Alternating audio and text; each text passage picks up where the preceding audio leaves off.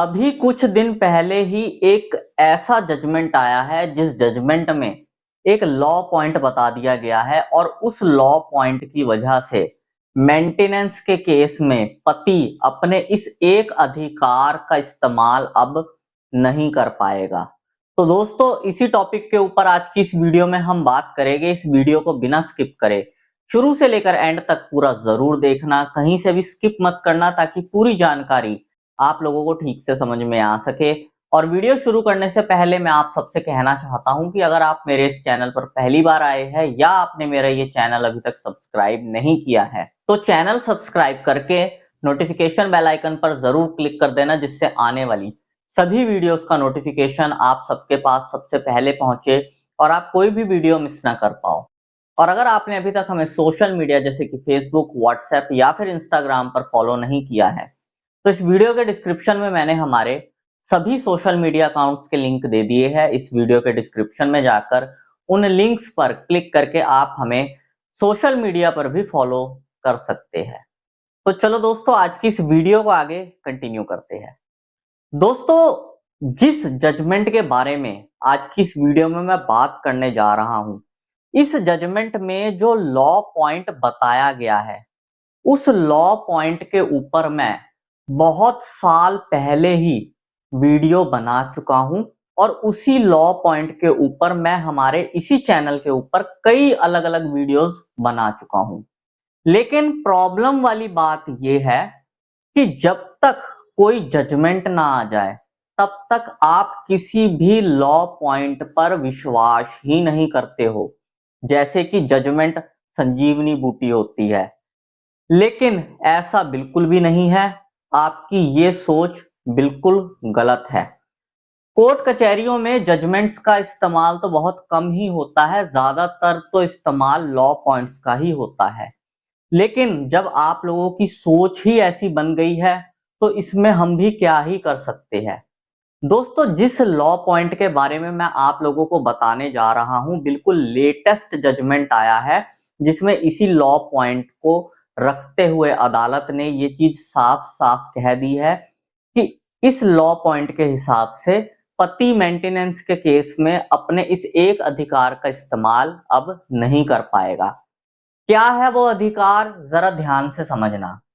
देखो, मेरे पास काफी सारे लोगों के फोन आते हैं और वो लोग मुझसे एक सवाल पूछते हैं कि सर, हमारी पत्नी ने मेंटेनेंस के केस में जो केस की पिटीशन है, पिटीशन में ये चीज लिख कर दी है कि मेरा हस्बैंड ये काम करता है, उसके नाम पर इतनी जमीनें हैं, वो महीने का इतना पैसा कमाता है, लेकिन हकीकत में मैं उतना नहीं कमाता हूं, उससे कम कमाता हूं।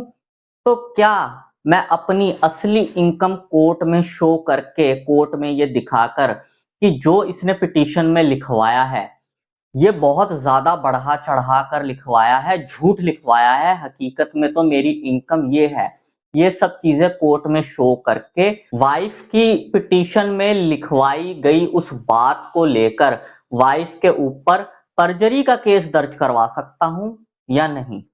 तो दोस्तों, मेरा जवाब यही होता था कि नहीं, आप बिल्कुल भी पिटीशन के पॉइंट पर परजरी का केस दर्ज नहीं करवा सकते, क्योंकि परजरी का केस दर्ज करवाने के कुछ अलग ग्राउंड्स होते हैं।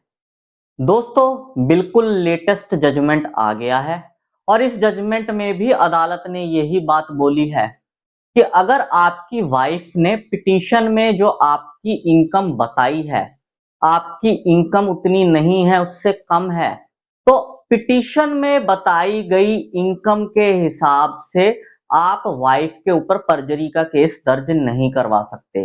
दोस्तों, इस केस में भी यही हुआ था। हस्बैंड ने पिटीशन का सहारा लेकर ही वाइफ के ऊपर परजरी का केस दर्ज करवा दिया था और हाई कोर्ट ने परजरी का वो केस खत्म कर दिया था। दोस्तों, परजरी का केस दर्ज करवाने के लिए ना कुछ ऐसी स्ट्रॉन्ग चीजें होती है, कुछ ऐसी स्टेजेस होती है जो कोर्ट में कंप्लीट होती है, तो उन पॉइंट्स के ऊपर परजरी का केस दर्ज होता है, ना कि पिटीशन के ऊपर। मैं आप लोगों को कुछ एग्जांपल्स दे देता हूं। मान लो आपकी वाइफ ने कोर्ट में झूठी गवाही दी है, वो गवाही ऑन रिकॉर्ड चढ़ गई है। आपकी वाइफ ने कुछ ऐसे सबूत, कुछ ऐसे डॉक्यूमेंट सबूत के तौर पर दिए हैं जो बिल्कुल झूठे हैं, नकली बनवाए गए हैं, वो सबूत कोर्ट में ऑन रिकॉर्ड चढ़ गए हैं, या फिर आपकी वाइफ ने इनकम एफिडेविट में झूठ बोला है, इनकम एफिडेविट ऑन रिकॉर्ड चढ़ चुका है, उसके बाद आप कोर्ट में ये चीज साबित करते हो कि मेरी वाइफ ने ये चीजें जो कोर्ट में दी है ये झूठी थी। उस चीज को साबित करने के बाद जब आपकी साबित की हुई बात भी कोर्ट में ऑन रिकॉर्ड चढ़ जाती है, तो दोनों की चीजें, वाइफ की दी गई वो झूठी चीज और आपकी वो चीज जिससे आपने साबित किया है, वो चाहे स्टेटमेंट थी चाहे एविडेंस थे, उन सब चीजों की सर्टिफाइड कॉपी निकलवा कर अटैच करके फिर परजरी का केस फाइल होता है, ना कि आप सिर्फ पिटीशन के आधार पर परजरी का केस फाइल कर सकते हो। इसमें बहुत ही ज्यादा बारीकी वाले पॉइंट होते हैं जो कि देखने होते हैं। बाकी दोस्तों, उम्मीद करता हूं कि आप लोगों को ये बात समझ में आ गई होगी जो मैं आप लोगों को समझाना चाह रहा था। और अगर आपको इस जजमेंट की पीडीएफ कॉपी चाहिए जिसके बारे में मैंने आप लोगों को बताया है, तो स्क्रीन पर दिए गए नंबर पर आप मुझे व्हाट्सएप कर सकते हो। और आपकी वाइफ ने भी आपके ऊपर मेंटेनेंस का केस दर्ज करवाया है, तो इस वीडियो के कमेंट बॉक्स में जरूर लिखना मेंटेनेंस बंद करो। बस यही जानकारी दोस्तों आज की इस वीडियो में मैं आप लोगों को देना चाहता था। उम्मीद करूंगा आपको ये जानकारी पसंद आई होगी। अगर आपको ये जानकारी पसंद आई हो तो इस वीडियो को लाइक जरूर कर देना। इस वीडियो को बाकी लोगों के साथ भी शेयर कर देना ताकि बाकी लोगों तक भी ये जानकारी पहुंच सके। और अगर आप लोगों का मेरे लिए कोई सजेशन हो तो कमेंट बॉक्स में जरूर लिखना। मैं मिलता हूं आपसे अगली वीडियो में। Thank you very much.